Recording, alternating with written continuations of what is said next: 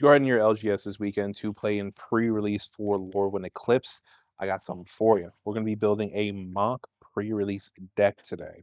We don't have a kit with us, but we do have 6 packs. So the only thing we're really missing is a promo card, which if it's good, then you slot in where you believe it should fit. Other than that, we're relying on these 6 packs right here. We're going to build a deck, and I'll walk you through exactly what I go through when I'm building a pre-release kit. As we're running through these packs, you're going to get a little live commentary of what I'm actually thinking when I'm building these packs, and then from time to time, future me is going to pop in and give you some tidbits of information that I might have left out. So enjoy the twinnage for a little while. So, without further ado, step 1 is just getting your cards out of these plastic wrappers and making piles. When I first start opening my pre-release kit, the first thing I like to do is just separate them out into color piles. I don't really read the cards. I like to get everything organized and prepared first, and then as I'm going through the colors, that's when I start really reading the cards. And the reason why I like to do that is it gives you a nice visual representation of the number of cards you have in each color, so that way you don't spend too much time on a potential color that you don't have the colors to support in the first place. And that being said, multicolored creatures get their own pile along with artifacts and lands, so it's nice and organized, and you're in a good spot to start building. Okay. Solid. I think that's a decent card too, actually. All right. One thing I like to point out here is don't start building your deck until you've opened all of your packs. And the reason why I say that is because past me made this mistake for a solid 5 minutes. So keep that in mind. Now that we have all our cards separated, step 2, I like strategizing based off of what we've hit.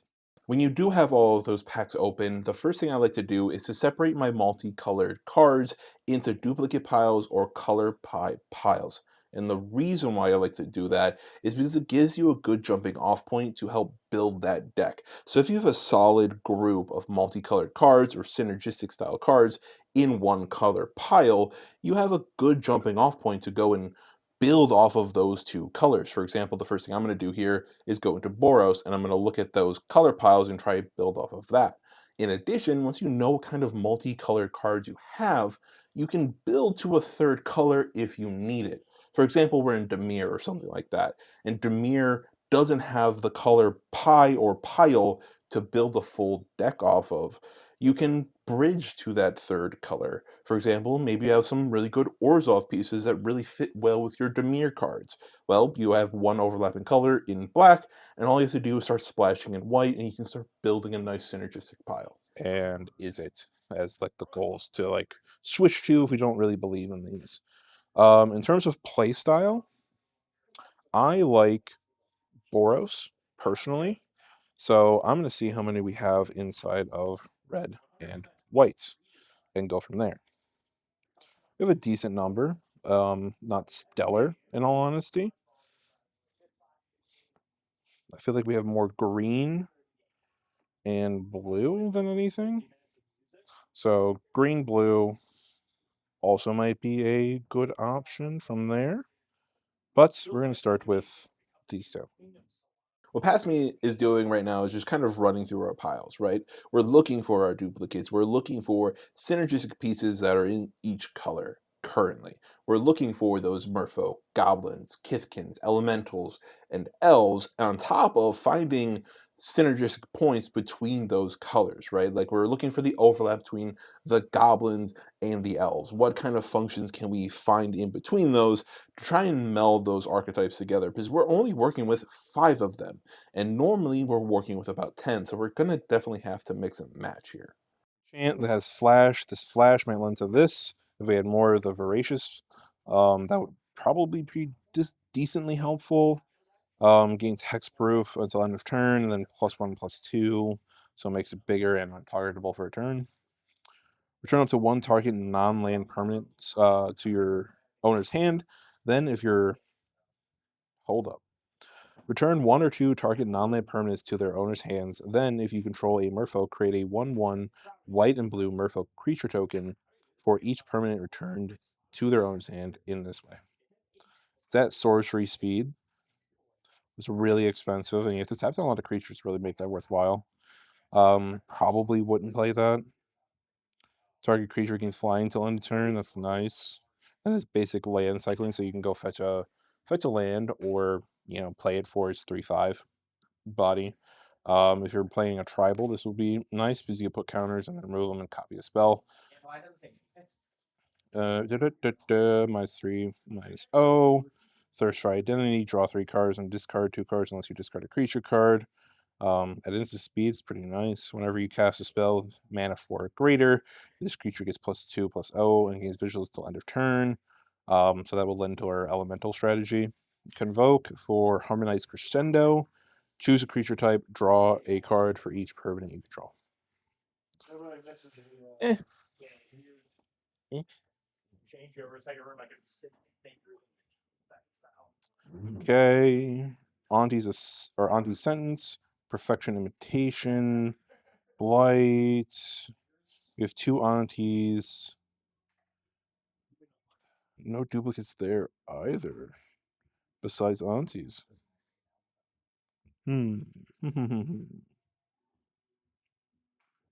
I feel very spread out inside of this current deck or options. Yeah. When you're building a pre-release kit, there is a good chance that you're going to run into a wall. That's completely acceptable, and that is completely normal. And the one bit of advice I would like to give you about this set is that changelings are very prevalent inside of this set. So if you're looking at a specific archetype and you're trying to fill in cards for it, be sure to check the number of changelings you have, because that's what I'm about to realize right here, right now. I'm trying to build around Kithkins, but I can't find enough Kithkins to really make it make sense inside of my brain, so now I'm just playing acrobatics in the background, trying to get this thing to work. But once you factor in the Sneakling and the Spikeling, all of a sudden we have 4 additional Kithkins that kind of make things work. Check it out. Alright, I've done some thinking. I am actually leaning towards Doran again. I took some time and I really dug into the things we had, and I want to make sure I understood before I gave recommendations. Um, I initially misinterpreted Doran. It gets the +X between the difference between the power and toughness. It immediately just went to, power minus toughness, but that's not the case. It goes the opposite way too. So if the power is higher than the toughness, it still gets that +X. So situations where this Zealot is on the battlefield and it swings, it gets +1/+1. So something to keep in mind when you're looking at this. I am leaning towards this, and I think we're going to build a Kithkin tribal-esque deck. So I think that's our best goal with these lieutenants, and we have some decent removal in black, right? Like we got these Blight Rots here, and Auntie's Sentence. The only issue that I'm not like super thrilled with is that Auntie's Sentence is sorcery speed, but you get to choose an island permanent from their hand and discard it. So it's a good way to either remove a small creature or take something from their hand to slow them down a little bit, right? And there's some other things inside of here. But I think we're gonna refocus back onto Doran as our primary play points, right? Which puts these cards back into play, like this Bogart here. When this creature enters, look at the top 4 cards of your library, reveal a goblin, swamp, or mountain from among them, put in your hand, put the rest in the bottom of your library. Could technically play this inside of the deck. However, it's towards goblins, so don't really want to do that. So I'm going to kind of reorient what we have here and take away our blue and red and shift away. I looked at our Izzet. These 2 cards don't really give me confidence to really push into the elemental direction. If we have time, I'll take a look and see if we can build a secondary deck with them. But for now, I'm kind of leaning towards getting a big-bodied style deck going, right? This can go over here. This is a maybe. And the reason why I started leaning towards this is because we have changelings as well that we have access to. So these sneaking can be played inside of this deck, and they're all creature types, on top of these spikelings that are all creature types, which will trigger these Kithkin guys because they have all creature types. So this is some really low-powered curved cards that we can put in that'll still trigger our lieutenants. On top of that, if these come out late and they have double strike or first strike during our turn, they will also stack with our Doran. These won't, since they're 2/2s, but there's a nice potential there. So that is why. We're going really low curve-ish here with that.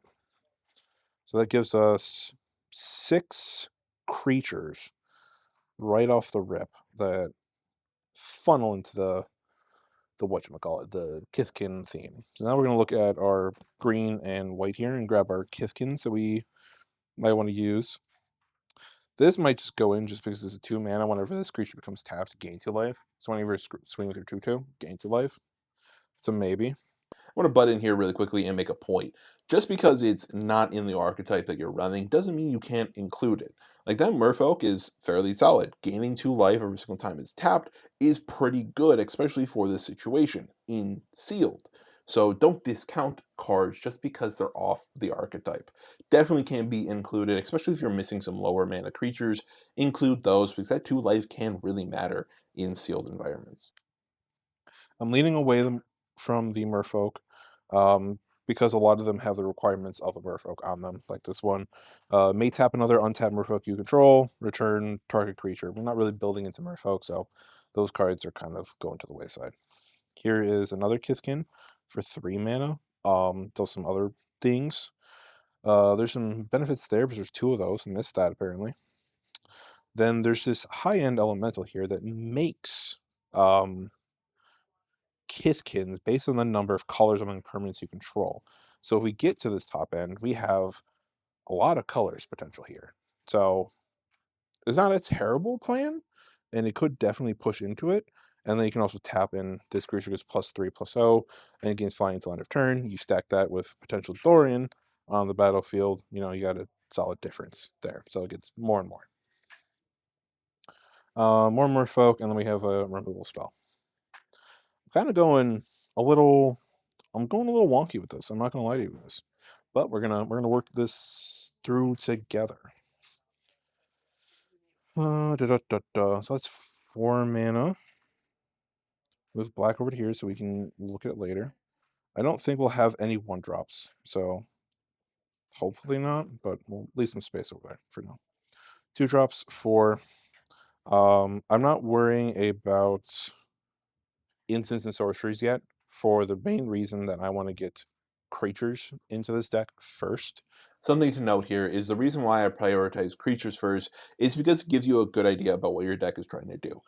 If you're running a really fast deck, you're going to want to prioritize filling that instant sorcery enchantment slot with fast buff spells, right? Things that get in your opponent's face really quickly, remove their creatures, and gets damage done so you can end the game quickly. Or if you're lending to more of a slower strategy, you can use those instant sorceries, enchantments, artifacts, yada, yada, yada, to really slow down your opponent, to put the brakes on them so you can get to that later game phase. In addition to that, it lets you decide the number of creatures you want to run. If your creatures want to spell sling, for example, you're going to want to run maybe a couple extra instances or sorceries to really get the effects of spell slinging. So you might run 14 creatures instead of the 17 or something like that. Or if you want to just be really in your face, creature heavy, you might run a couple extra creatures to really lay down the law when it comes to facing off with your opponent, and you're going to run a couple less and just run some standard removal. It lets you affect the gameplay you want to see when you're putting things together versus just picking the instants and sorceries that you want to build around, and your creature's not really lending to that strategy, and you're going to have to go back and forth. Enters and this enters. You can put the +1/+1 counter here because this one have haste. Swing for 3. Then on the next turn, when this one in untapped or swingable, you can play another creature, removing a counter, target this, pushing it to a 4/4, because that +1/+1 will negate the last +1/+1 counter. But it'll just come back at the end of the turn. So that's a nice little way to scheme around that slightly. And then we have another Thoughtweft Imbuer, which does a similar effect, as Dorian, but whenever a creature you control attacks alone, it gets +X/+X where the number of Kithkins you control. So you can really stack on some big potential buffs for these little dudes. All right, green. It's an instant. That's a search. That's a removal. Then we have another 4 mana Bristlebane Outrider. Can't be blocked by creatures with power 2 or less, as long as another creature entered this turn. It gets +2/+0 until end of turn. Difference in power, boosted by Dorian. Then we have a assistant target creature you control gets +1/+1 against vigilance until end of turn. Only activate as a sorcery. So we have another Lobby there. It's a giant.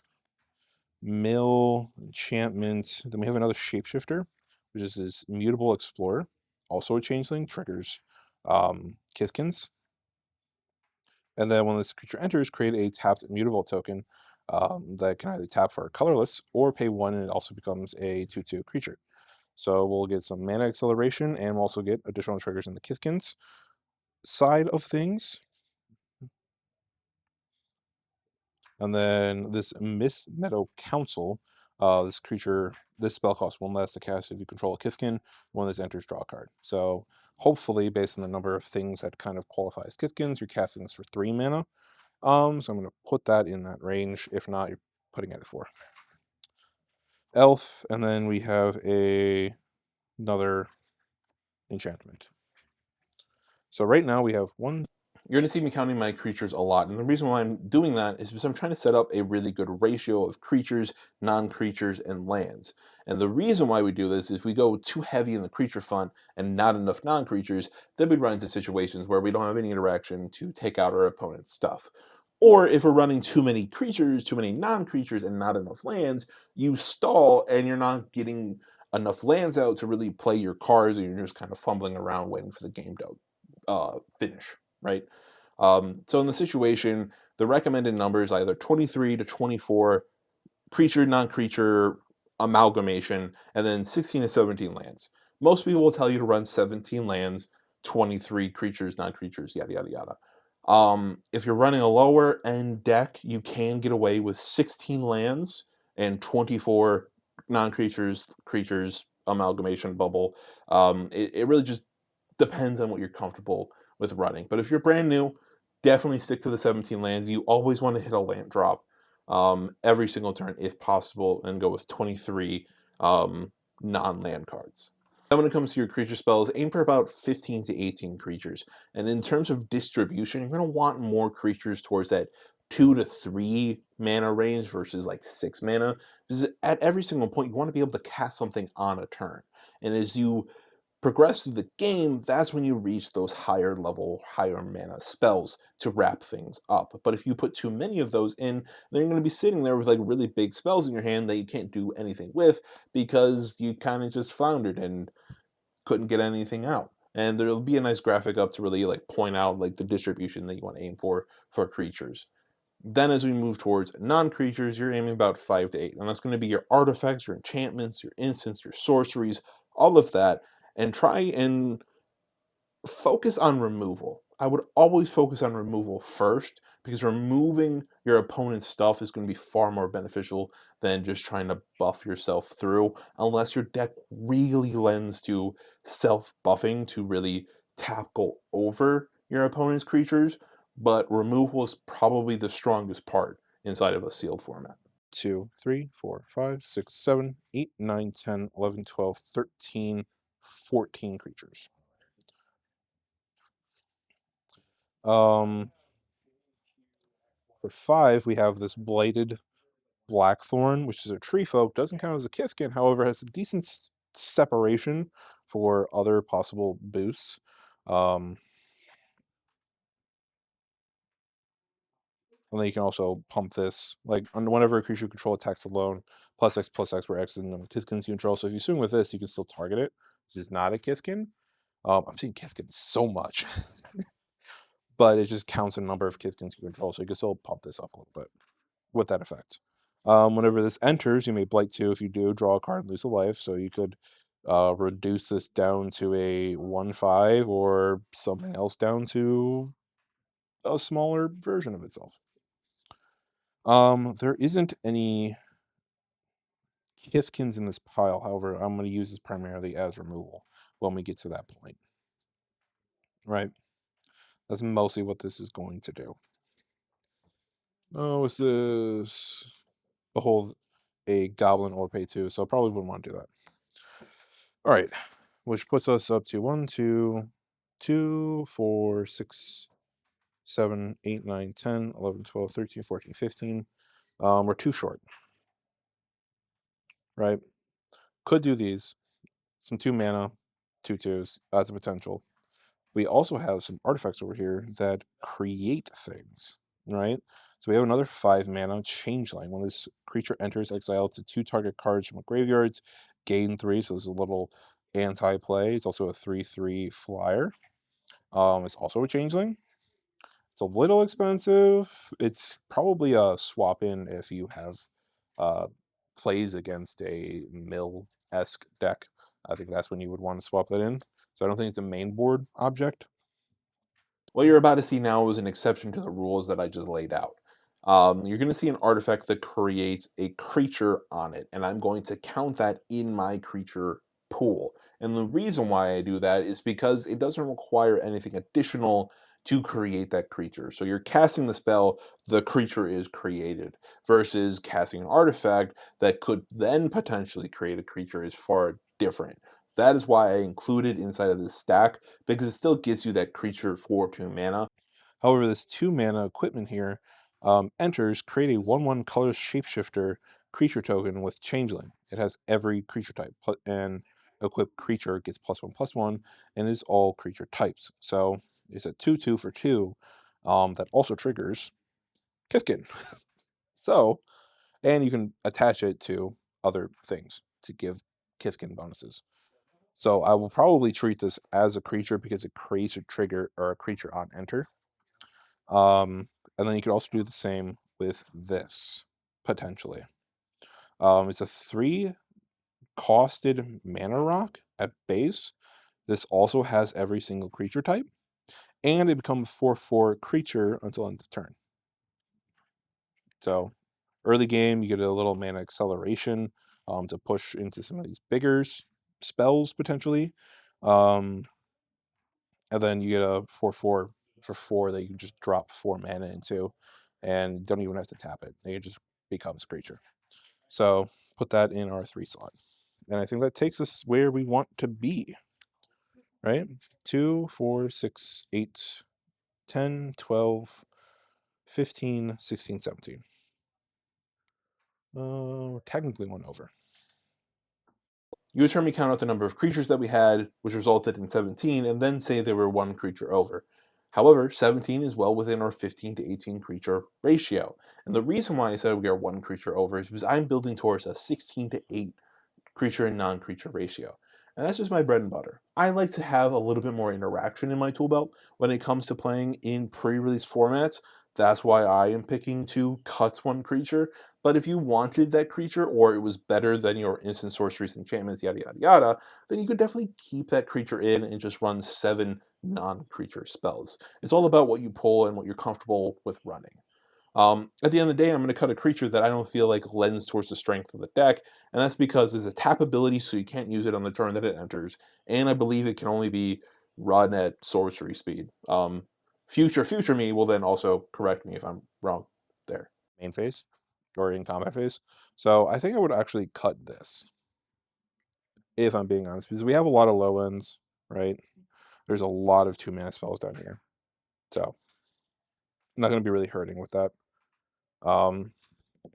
Now let's kind of go to our non-creature spells. Now that we have this kind of filtered out.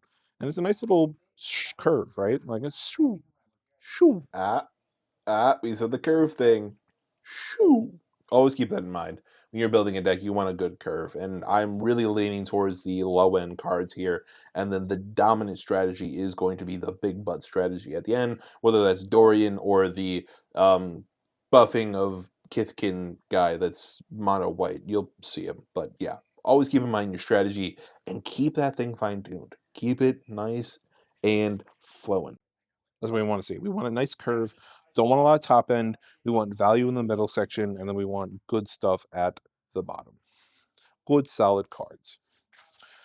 With that out of the way, let's talk about our 8 non-creature cards. All right, so Embrace is an additional cost. Blight yourself or pay 3, exile target creature. Sorcery speed. We want some instant speed removal, so I'm definitely running these Blight Rots just as a way to at least cut down on damage that might be coming in. So that's why we run these. Auntie's Sentence. This will let us either take out a small creature, or get something out of somebody's hand. I like it. I'm not sold on it. Definitely could swap it. Perfect Intimidation. Can't speak. Choose one or both for 4 mana. Target opponent exiles 2 cards from their hand and remove all counters from target creature. So if you blight yourself and you stack it up on one creature, you can remove all counters from it, so you make it big, and you also get to remove something from their hand. That's also a decent maybe. This is a no. This is going on the no pile.